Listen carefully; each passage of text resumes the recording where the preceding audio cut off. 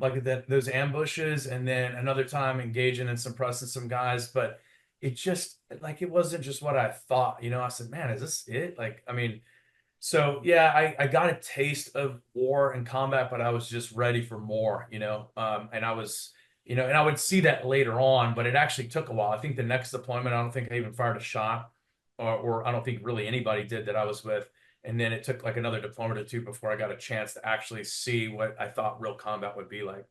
And let's jump into that because I know that you did spend some time in Afghanistan, but really, as we talked about when we were getting to know each other, the Iraq stuff is where it gets hairy. So that deployment in Iraq that gets intense.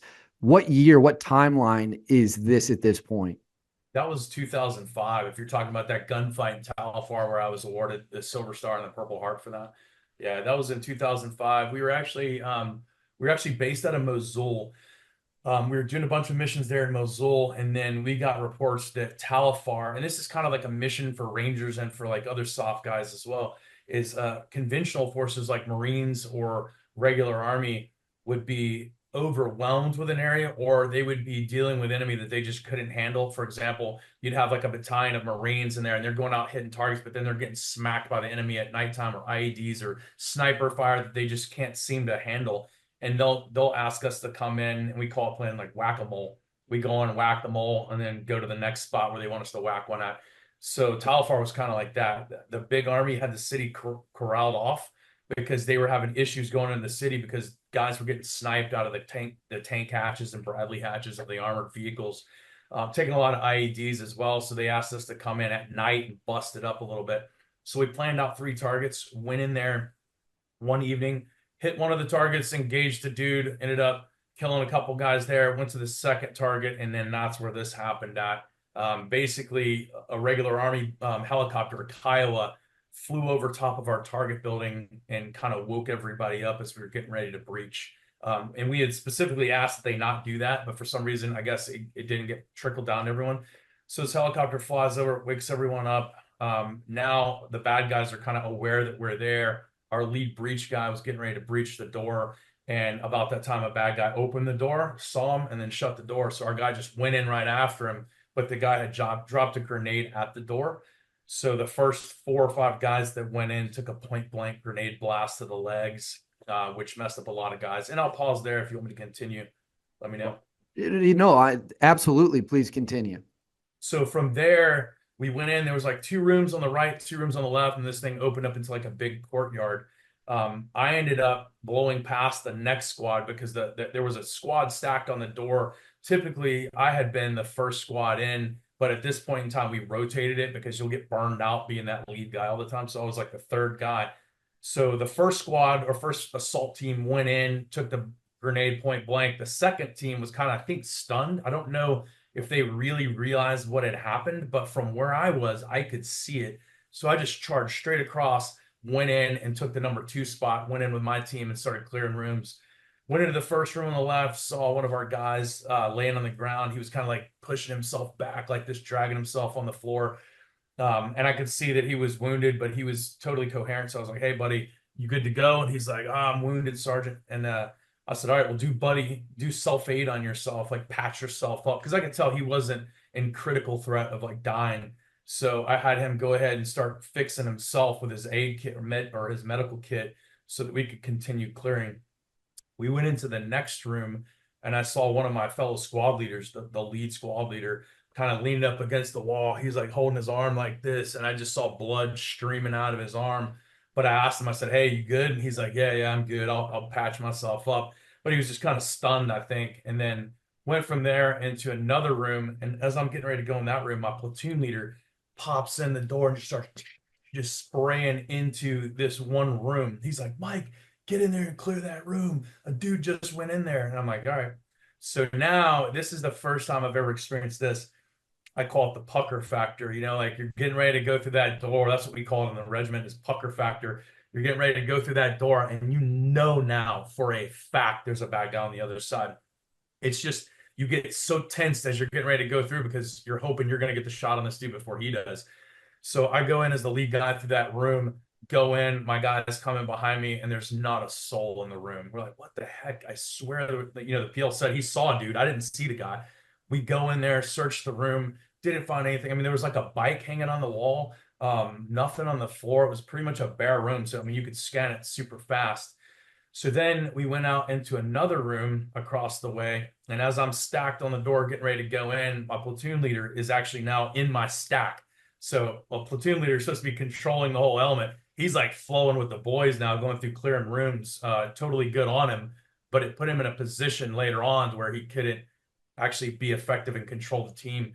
So we started to go through the door, and a grenade rolls to that door literally like right in front of my face. And I remember like looking at it and I'm like, I'm about to be one ugly son of a gun because I just thought it was about to blow up in my face. And it seemed like I had a lot of time to like think about it. And then I just kicked that thing and kicked it back into the room. So I know somebody's in there because they just threw this grenade for me. I kick it back into the room, dive out of the way, took some grenade shrapnel on my back. My platoon leader ended up diving into another room where he ended up later got pinned down. So then I get up and get ready to go back into that room where the grenade just came from, and there's nobody in there. Like the room, there's nobody in there. I'm like, what the heck? So these guys had tunnels built in certain places where they could maneuver, and we didn't find them right away. I don't think we ever found them actually, because we just noticed guys would go in a room and they disappear, and we couldn't find them. But it was so chaotic that we wouldn't spend a whole lot of time searching. We would just go around and clear the next room. So then we push out to clear across the courtyard, and one of my guys pulls security on a stairwell looking up, and me and the rest of the guys go across. I go across the courtyard first, had the rest of my guys behind me, and this machine gun opens up on us. I turned as well as some other dudes did. We engaged, killed those guys, kept going into the room. How far is the machine gun? The machine gun that's firing at you, how close is it to you? Probably 10 yards. I mean, Holy shit. it's inside the house. Yeah. So, I mean, it's super loud. You can imagine how chaotic it is. Meanwhile, about the time that grenade or that machine gun opens up on us, dudes on the rooftop are just popping grenades and chucking them, popping them and chucking them, popping them. And so grenades are just like boom, boom, boom, all inside the house. We're all committed inside the house pretty much at this point.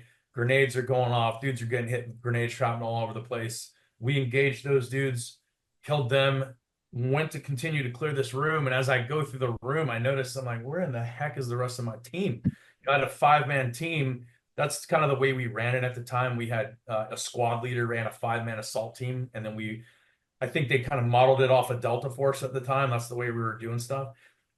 So I'm like, where the heck is my team? I look out and I see one of my team leaders. He's over one of my guys treating him because the guy had gotten shot with that machine gun burst. It hit one of the guys behind me, hit him in the shoulder, deflected off of his bone, blew out his artery there. He also took a round directly in the knee. And so one of my team leaders who was EMT certified was there treating that guy, making sure he was good to go. And then I found the rest of my team. And then after that, more grenades came down. I got wounded. Other guys got wounded. So we kind of pulled back for a second, kind of reassessed what's going on. And then I noticed that outside of the building, the support people that were with us are just kind of like standing there with no guidance because all the assaulters are inside. So I started directing these guys. I'm like, hey, we need to pull security on the roof over here. We need to pull cross coverage over here. And then I saw one of our actual interpreters at the time who he just had a pistol in his hand, just standing there. And at this time, now my arm was messed up. I couldn't hardly use my right hand because grenade shrapnel went through this wrist. And then I had the doc check or, bandage it up, but I couldn't really use my hand that well because it was real close to that nerve. So I think I had inflammation that caused the nerve not to work. So I was kind of left with my left hand. So I handed my rifle to that guy and I took his pistol, and then went through and we continued clearing. I called in the medevac vehicles up so that we could get casualties because at the time, our platoon leader and platoon sergeant were pinned down. So they couldn't really do a whole lot. They could barely even talk on the radios. So I just kind of took charge as I saw fit. I mean, that's just kind of what we do in the Ranger Regiment. We train that if you see something that needs to be done, we're all leaders and we should be able to step up and take charge of the situation. So I looked at it and I was like, hey, we need to get these casualties out of here. We need to get some semblance of a security. So I kind of took charge of that until we ultimately withdrew from the target. I've been doing this show for more than 2 years. That is among the craziest stories I've ever heard on this series. That is, I mean, I'm at a loss for words at the level of chaos. Did you fire the pistol at any point once you made the swap? Yeah, we actually went back into the house. Some dudes were up trying to clear the roof and went back in the house, and we were suppressing. And I used that pistol to suppress some other guys that were shooting at us as we got guys out of the house because we didn't end up completely. We cleared the entire first floor of the house. We never cleared the roof. Our snipers were on an adjacent roof. They were pinned down from dudes on top of the target building roof, shooting at them with machine guns. And eventually, the snipers were able to raise up and take a shot and take those dudes out. But what we ended up doing is we got our casualties out, we got them packaged, ready to roll, and then we were like, "Hey, we gotta chalk this up. We gotta pull out of here and use our air assets to drop this building because we were taking just too many casualties. Guys were getting wounded here, wounded there, shot here, grenade shrapnel here. I think we ended up tallying up like 16 or 17 wounded out of a platoon on that mission. So I guess I kind of made the calls like, hey, let's get out of here. Let's get ready to evac. And then, we dropped bombs on it. And they ended up coming in with bombs and basically leveling that entire city block. What was the closest person to you that you engaged that night? Was it the 10 yards with the machine guns, or did you engage anyone who was closer than that? Yeah, that was probably the closest for me. Like I said, a lot of those rooms that we went into should have had people in them because there was clearly someone that threw a grenade at me, and the platoon leader said he saw a guy go in this room. Those would have been closer shots, but there just was nobody in there. It was weird.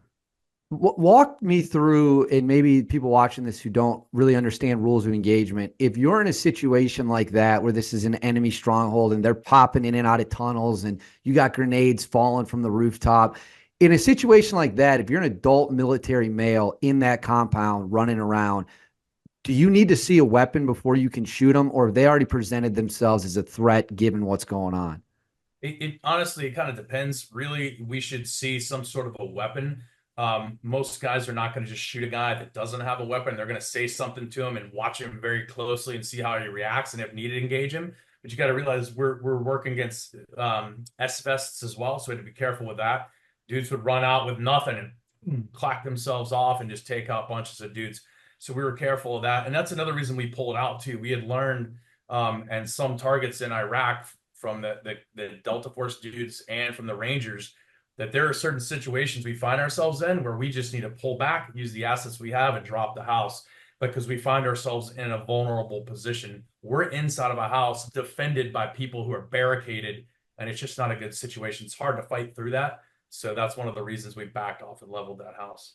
It's interesting you bring up the suicide vest thing because, like you're saying, like the Delta teams learn, the Ranger teams learn that dealing with explosives obviously forces you to change dynamics. One of the stories that I was told by a Delta dude is the bad guys had put bombs in a wall, and so when they ran up in the CQB stack, a dude inside the compound just hit the wall bomb and just boom, and Wow. that obviously they're like, okay, well, we need to figure out how to not let that happen again, happen twice. It's really fascinating. So you've been now in this very intense 16, 17 guys have been wounded. You're worried about suicide bombers. They're dropping grenades. When you finally get back to base, do you remember what you were thinking? Were you like, holy shit, I can't believe we just did that? Yeah, that was a big one.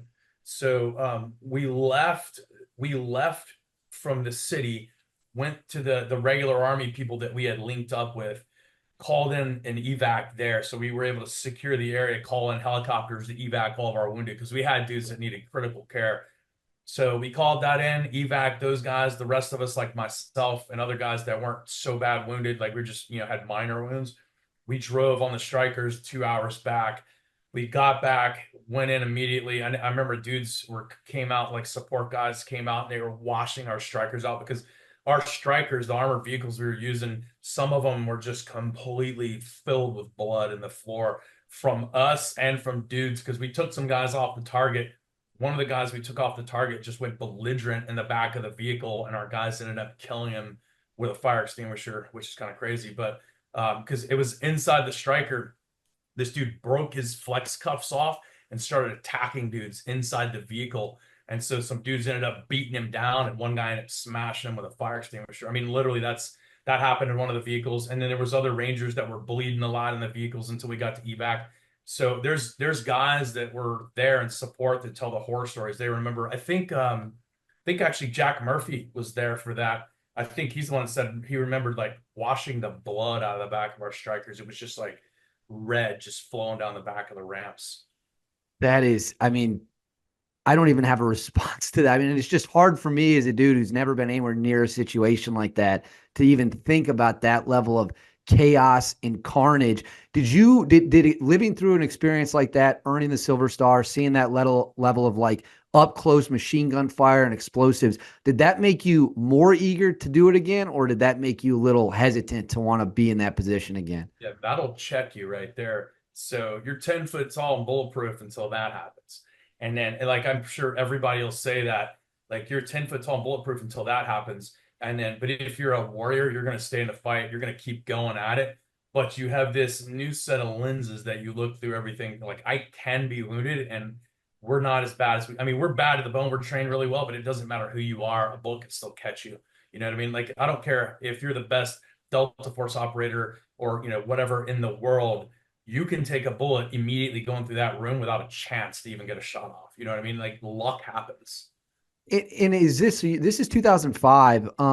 So is our